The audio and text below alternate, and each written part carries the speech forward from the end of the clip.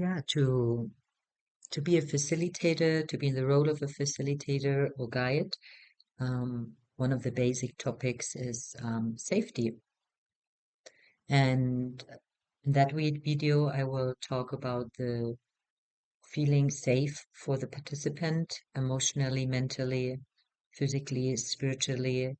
Um, what is your role, of creating a safe space, creating a safe relationship to your participant, to your client, as a facilitator. Um, it's connected to trust, right? How can someone trust you? And look inside of you, like which qualities do you have? What gives nature you as you are to make other people feel safe? Which gifts do you have to vibrate a sense of safety? And we are all different.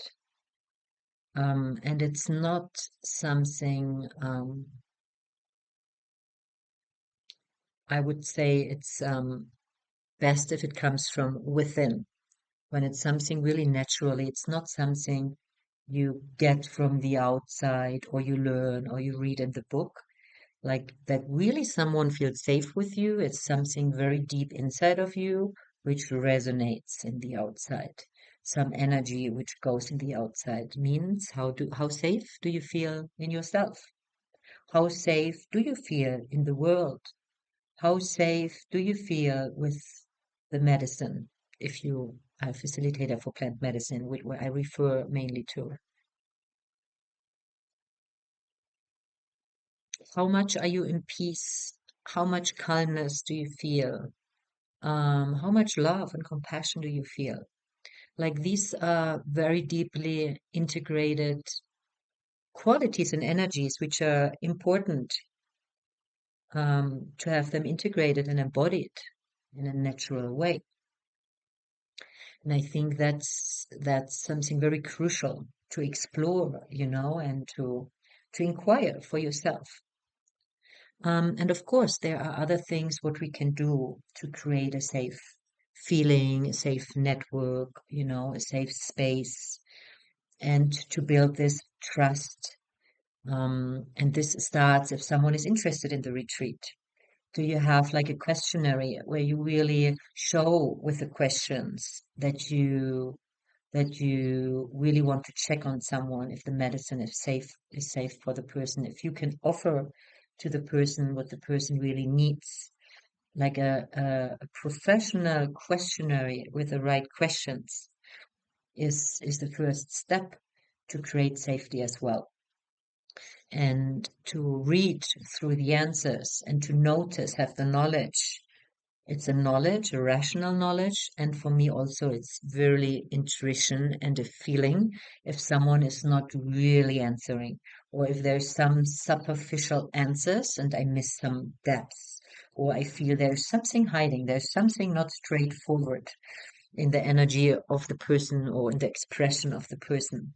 So next is to inquire with the person who answered the questionnaire. um, in my case with True Journey, I always offer everyone after a questionnaire, 20-minute, a 20-minute call. And sometimes it's more than 20 minutes.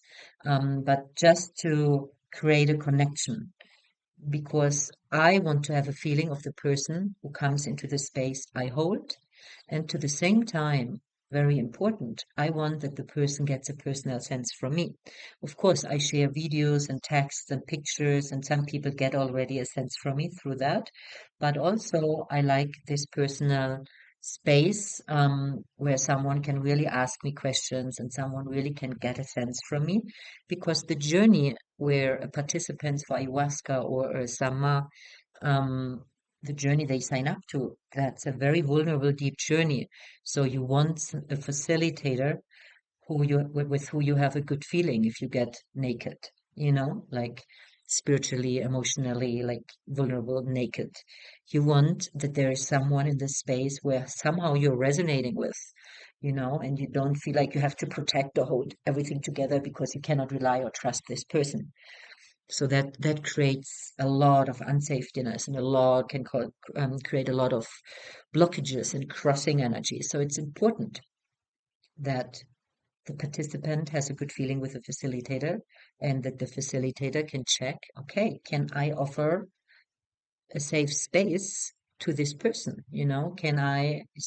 Is the medicine, is that what I offer in resonance with this person might need? And of course, we never know what comes up, but there are certain questions, there are certain inquiries which are very important before we allow someone to sign up.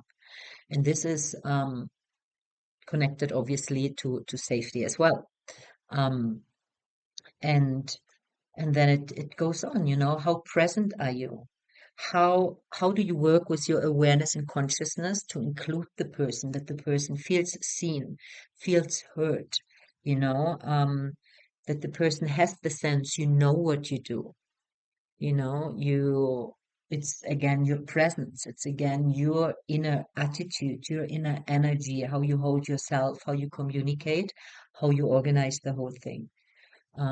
And another thing is for me the preparation calls, to be with people connected in the preparation time, because this is building trust and this is building connection, and this is important from my point of view to have a safe space then when it goes deep in ceremony or during the retreat.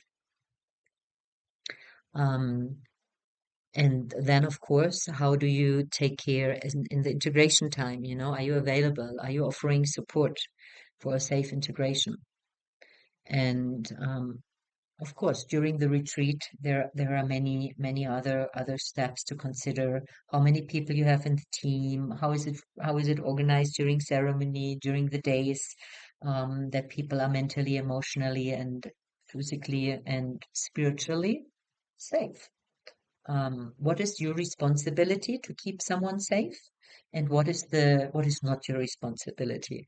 That's also good to inquire, because there are certain aspects where it's outside of our control, right? And this can be very scary, but if there's something outside of your control, and I mean, the universe is huge, energies are infinite, different type of frequencies and energies. So not everything is in your control, but how can you create a space where someone can process and feel safe with you and feel safe with the setting? That's a big topic.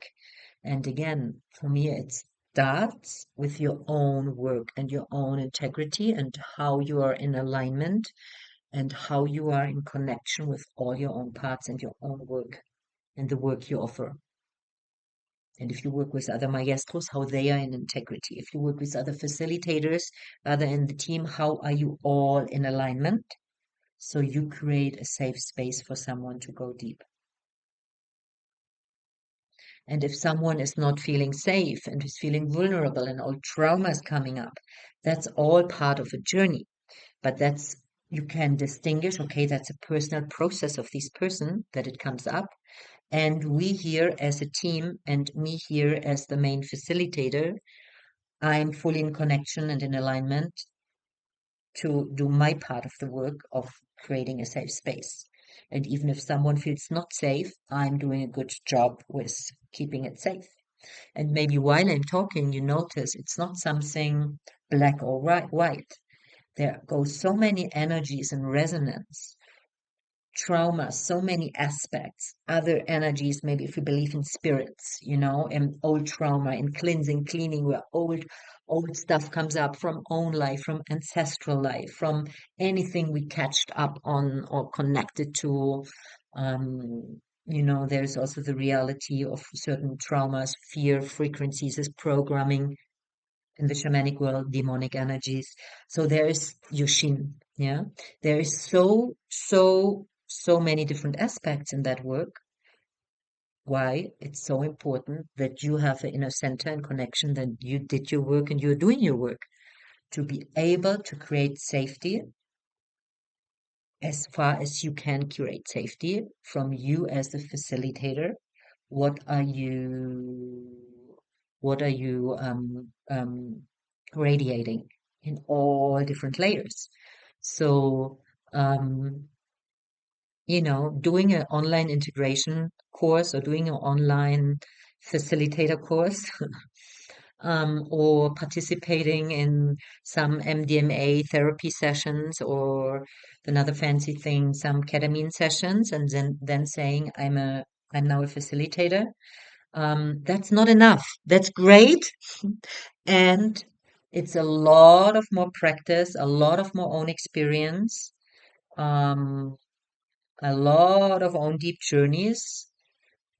What you need to really align and hold a space and staying connected and having own inner safety and calmness and peace and overview and awareness if things gets rocky and difficult. And it's great if you studied psychology. And it's not enough to create safety in a setting with plant medicine where people go very, very, very, very, very deep. And I think I said it before, in my understanding, you can only guide people as deep as you went for your own. Because if they go in areas which you don't know, yeah, for depending on your skills, you still can do a good job, but you cannot really be there and knowing where they are when you never have been there. You know, it's the same if you never have been in India and someone tells you about India. You can imagine how it is, but you don't really fully can feel it because you haven't been there. And when people go in a very vulnerable space where there's a lot of challenges, it's a difference if the facilitator has been in this place and holding the person in the process and guiding the person in the process, or if the person only saw a movie about that place or read a book about that place.